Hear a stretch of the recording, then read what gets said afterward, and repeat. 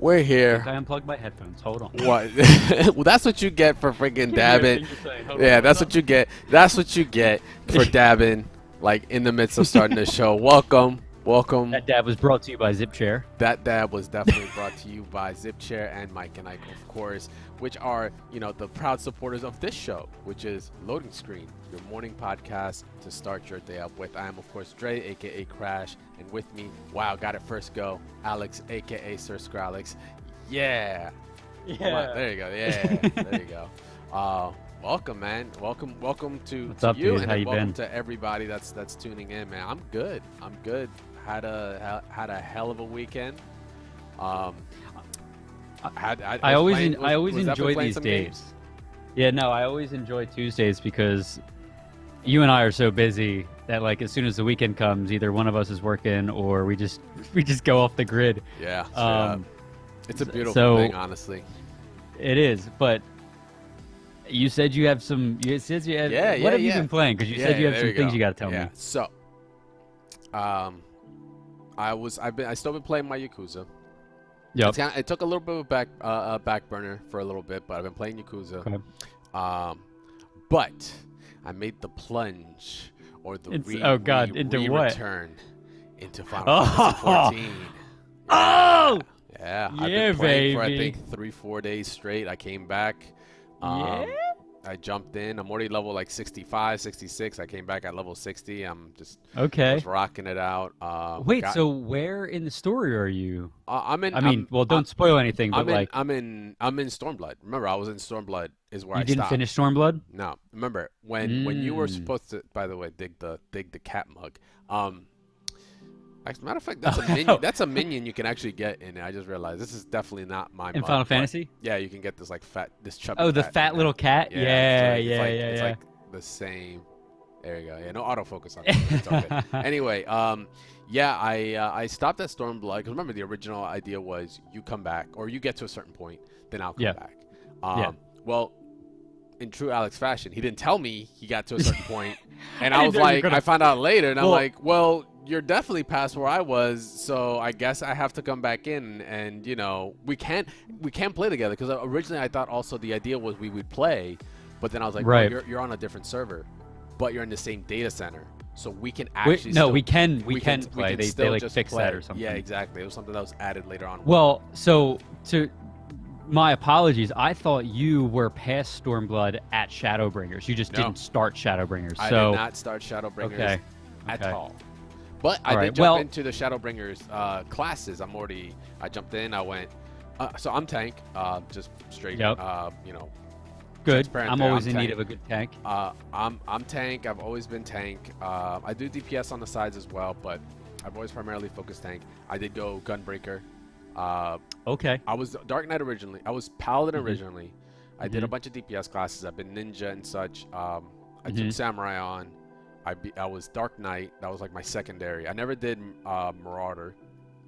So I did Paladin. I did Dark Knight. Those were my two main tanks. And then Gunbreaker came out during my whole hiatus of this. And Gunbreaker, me being a big Final Fantasy VIII advocate, I was like, so you're learning Gunbreaker right now? Yes, I'm at level 60 something with my Gunbreaker at the moment. That's probably what I'm gonna main for a while because I hear right now there's a complete balance in all the tanks. It used to be like you would have to pick the tank that was the best because that's how you would get through raids and such, especially when you do end game content, which I tend to do. I tend to do a lot of raids when I get to that point. But right now it's at a cool like flat field, so you can really be anything you want. So that's awesome. So there's no pressure. It's like, oh, if we don't have this particular class as a main tank, like we cannot win this. We can't do the dungeon. Right, and it sucks because it's like, well, like I'm trying here, but I want to play what I like. I don't want to be forced to play something I'm not really feeling the mechanics. So yeah, I made the plunge back in, man. Hell yeah, dude. 3-4 days straight, just like the first 2 days were a blur because I played till like 5 in the morning, and I was like, oh god, this is why I stopped because I was just going, man. I was just grinding. Yeah, you lose yourself, but like that's like every once in a while that's good. Yeah, definitely. So I've been playing I literally that. Just so we have to coordinate at some point, even if it's just like daily roulettes. And even stuff. Just dailies, exactly. Yep. We don't have to do story together right now because I'll eventually catch up. But yeah, well, let me ask you, do you know what happens in like Shadowbringers and all that? Or no? I have some inklings. Okay, but you're kind of going in blind. Yeah, but I'm also like, I don't. Doesn't matter to me. I'm gonna see the story. It's okay if I hear about it, and I'm like, oh, that's cool. Like, I know about some of the primals you're fighting, and I'm like, oh, that's pretty sick. It's not spoiling me. It's not a spoiler, but it's not like I'm gonna hate it. It's like, oh, that's cool. That's dope, and that's about it. Like, I'm not gonna. Okay, cool. I'm not gonna sweat it. So. Oh, I'm excited. Yeah. So Final Fantasy 14. Yeah, we gotta coordinate. Yeah, we gotta coordinate. Mm-hmm. We gotta sit together and figure out when we want to like raid. Get around your stream schedule. I'll jump in, say what's up, and we'll just do some stuff. Yeah, that'd be dope. But hell yeah, jumping back in, it was good. Like I love the changes they've done to it. It's been a while. It's been over 2 years. I think we're 3 years since I last was in the game like that. Okay. Stormblood came out 3 years ago, which is kind of bonkers. Like, wait. I thought it was just yesterday. Yeah, Stormblood came out like Stormblood. Yeah. We're on year 1 of Shadowbringers, but they do an expansion every 2 years. Yep. So Stormblood came out 3 years ago. We're in year 1 of Gunbreaker. What's it called? The new patch 5.25 is about to drop in the next, like, I think June or July, something like that. I think I got delayed by like a month, but I think it's like July. I know because Christina is she's just end game right now, so she's just waiting for some content. Waiting for it. Yep. While I'm just catching up on 2 to 3 years content, so I'm like, I'm chilling. I got stuff to do. She's just like losing her damn mind. So. That's awesome, man. I'm pumped. I'm pumped you jump back into it. I'm loving it. I'm freaking. I mean, you know that already, but I'm loving it. Yeah, no, you've been grinding out every day, man. You are just in there. At one point, are you gonna pull out the I'm a noob, please go easy on me? Because you're not anymore. You've already gone through the main story. Hey, I'm still a first timer. That's whatever. After the expansions is when like it's already I had somebody come in the other day. They're like, first timer, and you have a Twintania mount. That's not even like, you're clearly lying. I'm like, really? Wow. I'm like, got him. But you get the Twintania mount from referring friends, so you can get it whenever. Yeah, so that wasn't even a solid. It wasn't even good. Yeah, that wasn't a solid like even answer or really a good rebuttal. Like, it's like, bro, your case is not even close. Yeah. But yeah, so I've just been cranking it out there. Like I said, Yakuza as well. Yakuza 0, it's getting more and more interesting. Can't wait. I think I'm like maybe 35% in that game. It's a long game. It's a grind. But also because there's so many cutscenes. There's so much story. There's so much side content that like sometimes I'm like not like getting all the side content, but it's because I'm like I don't want to be stuck on this game forever. So I really have to crank out a couple of sessions and just like don't worry about my dailies. Just like maybe cap out early in the week, then just like play other games, or else like come Tuesday I'll be like pissed.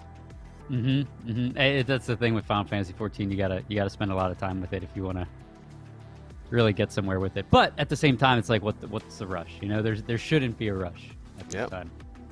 But we've got some big things to talk about.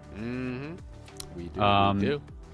We had some gameplay to watch. We got a trailer to premiere for ourselves here live on the stream. We do.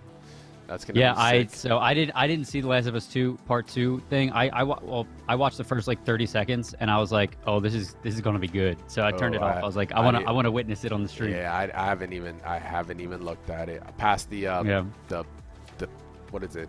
ESRB rating. Yeah. I was like, all right, cool. Keep it on black. We'll see what's up. All right, so let me pull up. We got this. We got 18 minutes. Which one are we jumping into first? We're gonna do the Ghost of Tsushima. So IGN has released a 18 minutes worth of gameplay that has been put up. We're just gonna go into like kind of like the midst of it. Actually, let's start to be excited. I really want to get the setting for it. Yeah, I'm down to. I know I sent you a few like time points, but I'm down to just cruises because I haven't watched the full thing. So. Yeah. So there was commentary, of course, from the producer on here. He just talks about like the mechanics, you know, some of the things that they were looking creatively, which I give them complete credit for. Some of this stuff, it's kind of like, it's very creative and I love the look of it. Like even small things like UI, when you can make it a part of the world, it's just that much more immersive. Like I say it to this day, Persona 5 has like some of the best UI design like ever in a game, because it's just so, it makes the game whole, right? It's not like hitting start pulls you away, right? Here they do the same thing as well. Like, as you can tell, very gorgeous game. Like, this game is beautiful.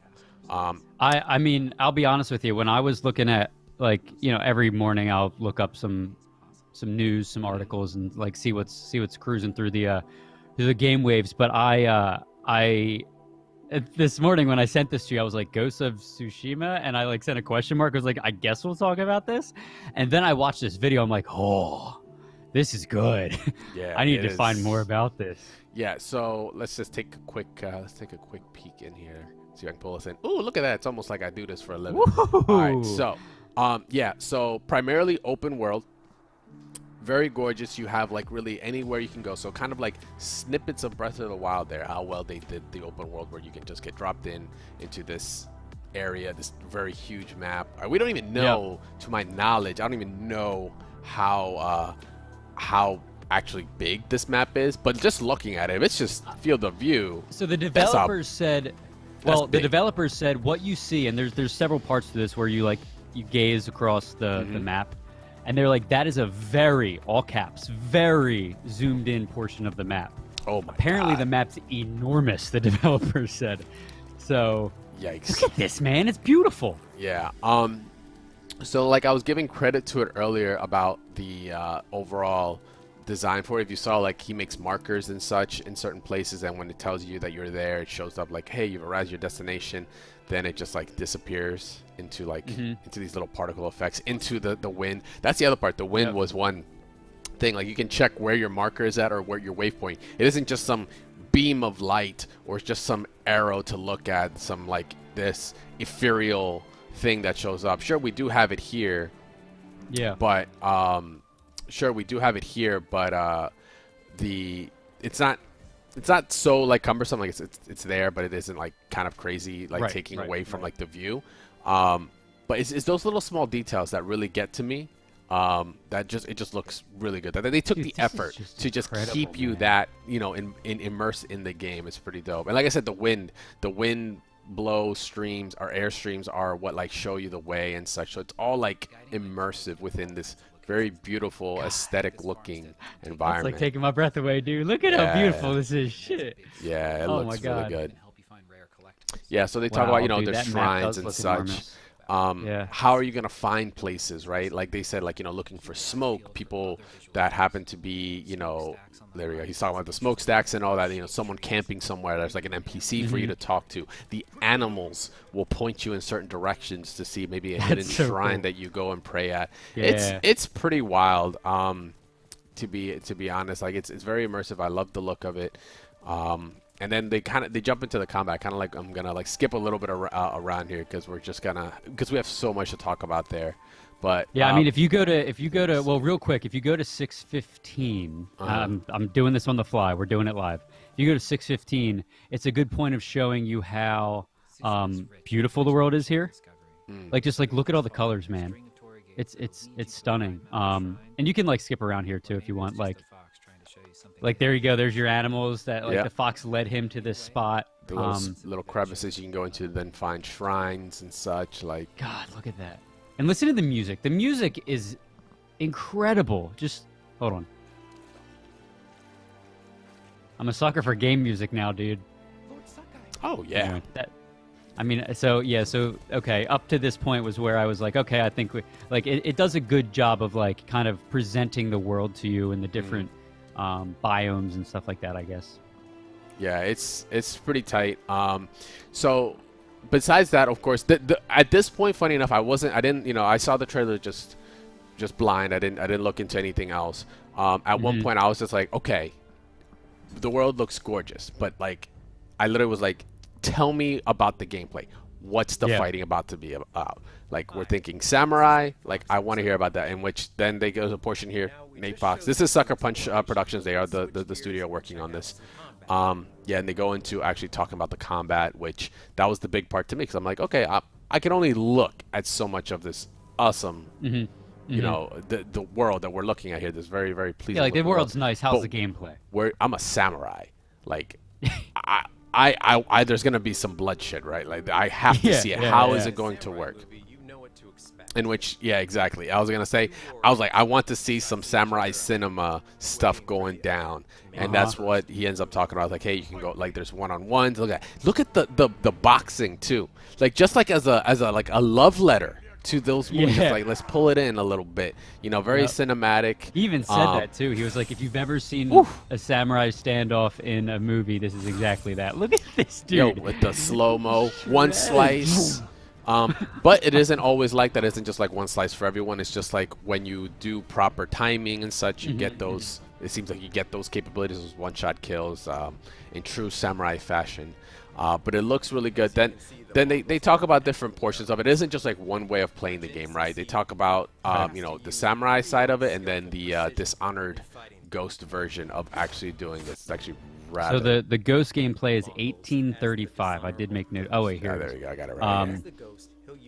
So in other words, in case anybody's just joining us, Ghost of Tsushima has two methods of combat, I guess you can say. Yeah. Two styles of combat: samurai and Ghost. What we're seeing right now, right? Ghost, which is what I'm listening to the keywords that they were talking about too. So like the Dishonored Ghost, right? Like I don't know what happens in at this point or at any point in I almost said film. That's how much I'm like in it. I think it's a damn movie. At what point in the game, if it's 100% that you become Ghost and you're disgraced or something, and now you know there's the samurai honor, being able to fight with honor and like, you know, one-on-one proper, no tricks, right? This is like different. My man's throwing kunais. For all I know, he's gonna throw dirt. He is sneaking up on people. He is backstabbing them. We're gonna see all that here. So it's more of a stealth play, right? Look, we're dropping firecrackers on the ground to kind of distract. Very Assassin's Creed-like, right? Very Assassin's Creed-like. And then he's just like, all right, cool. You're both dead. Yeah, no biggie. It's just another Tuesday for me. I gotta go get groceries on the way back. But it's sick because now this is where there's shades of, you know, Arkham Asylum in here is what I'm seeing. You know, that series being good at the whole like stealth genre, like different ways of actually, you know, I can bust in the door if I want, throw batarangs everywhere and just beat down the thugs. Like look at that flashbang. But here, like, sorry, it's like, here it's like you have the different methods. You can go stealthy. You can kill one person and then quickly QTE the other person. Throw some kunais for one-shot kills there, quick kills. Like, look at it. Okay, this is cool right here. Yes. You see how the guy's like scared? He like tripped and he's like. They will learn to fear the ghost. Yeah, I mean, so there's like a fear factor too. They said apparently you can use like fear as a weapon. Once again, that's why I'm pulling back to Batman, because Batman had the same systems. Like the heart, you could monitor the heart rates of like the thugs around you, and if they got more scared, they would drop their guns or not even fight you. And then it's just like, all right, cool, I'm just gonna knock you out, because you know Batman doesn't kill, right? Fun fact for you guys. But then, like I said, right here, like the parkour here, or rather, you know, the ability to climb and move around. Like, he didn't have to walk up anything. He just used the rope and swung in. Now he's like climbing up the ship to get himself across to be outside of the line of sight. So very Assassin's Creed here. So this is like right up your alley, man. I'm pretty sure like when you saw this, you were probably like, oh, okay. Well, this I'm getting big Assassin. Like, this is literally Assassin's Creed right here. Yeah, look at the but way. Honestly, I think I'm gonna do the samurai when I play. You're just gonna bust out, hack and slash the fools. Yep. But no, this is awesome, man. Oh, the sound, it's sound, gory it's too, so dude. visceral. I love it. Yes, I love it. Mortal Kombat, eat your heart out. Like, jeez. But yeah. So this is just one of the missions. You know, light up and blow up this, I guess, this gunship or something like that. They didn't really go into the story pieces of it, but. Ghost of Tsushima releases on PS4 on July 17th. Yeah.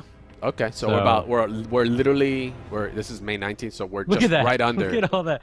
Oh, that's awesome. We're just under 2 months. Under 2 months before this game actually drops. And yeah, this was another portion, customizing Jin. I was just looking at the video. I'm like, there was a lot of different wardrobe items we're seeing here. Because I'm a fan of the hat. I'm a fan of the straw hat.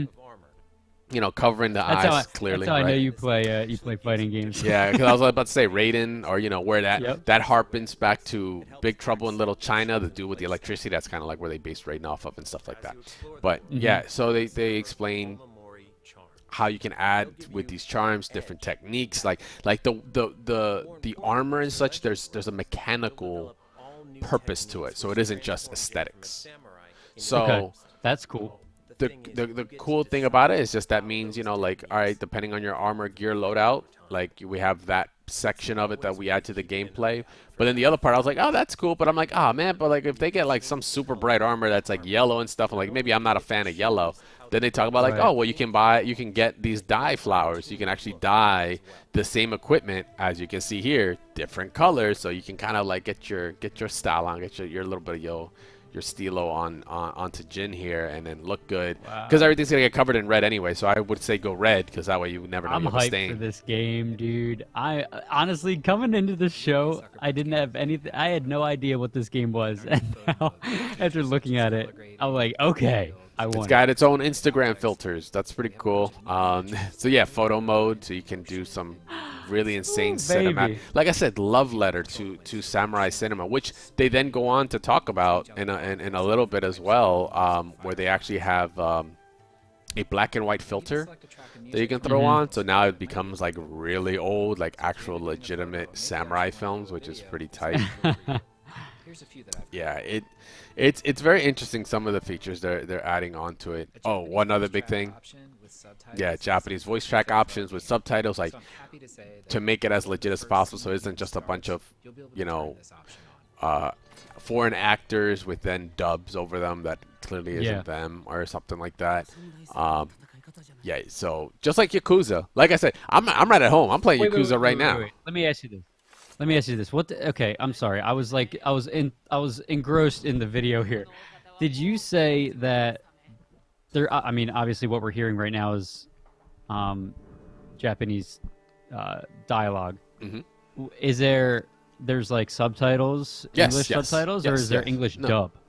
I think it's both, because they said there's like you're able to, and you're allowed to enable this feature from the RIP. So they're talking about the dub being an extra part, the Japanese dub being an extra part. But yes, I am assured that it will be in English. Okay, that's cool. Yeah, and here we go. Yeah, just samurai cinema filter. That's so deep, dude. Oh baby. Oh my god. Oh my god. These shots.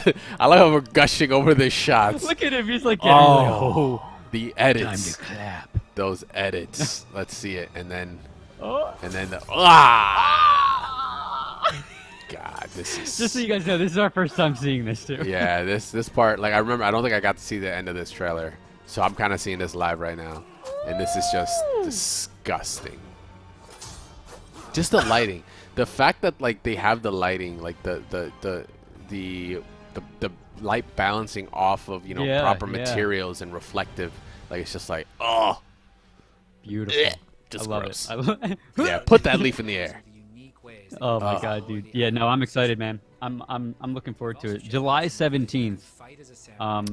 July 17th for this. There's also another game that a trailer. Yeah. Let's see. Hold on. A trailer recently came out, or this an updated trailer recently came out. Yes. And this game comes out sooner. Last of Us Part 2. On June 19th. How about PlayStation 4? Yeah, I was like May or June. I couldn't remember off the top of my head. So, this is gonna be a live premiere. I haven't seen it myself. I haven't looked at anything. Yeah, we haven't seen this yet. So, oh, hello, Steffi. Hello, Italian. Hi, guys in chat. Critty, yes. PGA. Hello, everybody in chat. 2K. Yeah, dude, this is the first DLC. That was Ghost of Tsushima is the first DLC for PGA 2K. Yeah, everybody knows that. Yeah, dude, come on. Why are you asking questions like that? All right, let's get into it. So anyway, guys, this is our first time watching this trailer. Haven't seen it yet, so we're going to cut to it and then talk about it afterwards. Yeah, let's take a peek. I know you wish things were different.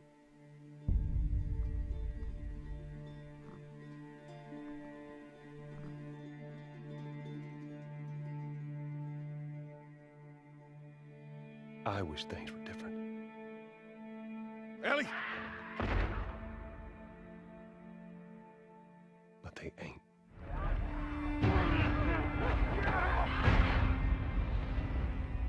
Please stop.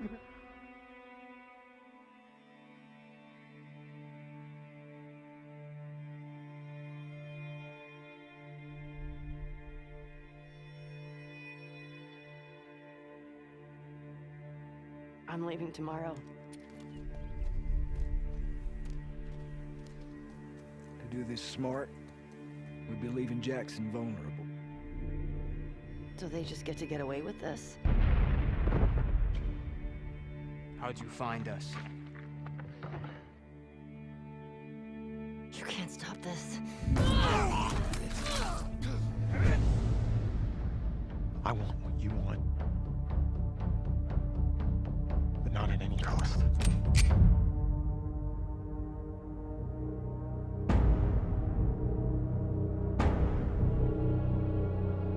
I really hope you make it.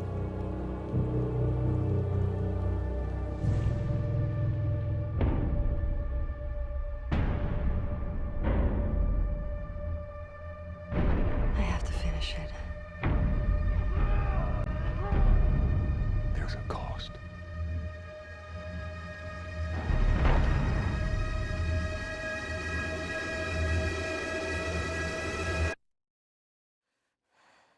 We could have killed you. Maybe you should have.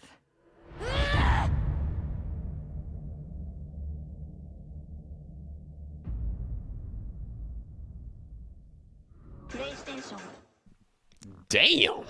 Talk about goosebumps, bro. Oh my god. That was deep. That was pretty wild. So that was our first time seeing that, guys. So it's already a bit of a dark game, right? The themes in Last of Us are not for the faint of heart. But No. yeah, it seems like it's even getting, the stakes are getting higher, right? It's like it's always the sequel stuff. The stakes are higher. It's personal now, right? Like it's oh Well, man. when you mentioned personal there, I think one thing that made this trailer intense was the fact that you can see the emotional and like psychological toll that the last several years that she's gone through. Yeah. So yeah, she has not been a happy camper. Yeah, so you know, unfortunately, I know some people, someone actually posted up in chat, like, you know, they haven't finished the first one, so gladly muted that. But this, you know, we're not gonna go into any of the spoilers or anything that, of course, that has been released in any way, shape, or form for The Last of Us 2. So I'm actually going in completely blind as I'm seeing this here. I'm just like, I'm still kind of processing it all in. Her journey is like this game, like, we're gonna be feeling how she's looking by the end of the trailer. I'm pretty sure it is just not gonna be, it is not gonna be like that was like, I mean, there was nothing not to say you need to have shaking. Yeah, not to say you have to have something happy going on here, but like, damn, where's the bright side? It is truly an incredibly just barren waste of just like hope and despair, and it's like, man, do I really want to put myself through this? Am I ready? Yeah, it's. I'm already secluded from all social interaction with people. Do I really need to do this right now? I'm already emotional.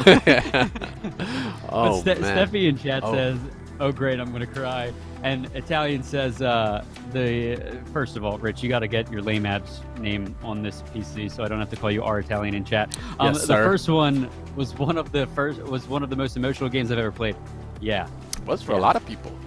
A lot of people definitely was like that.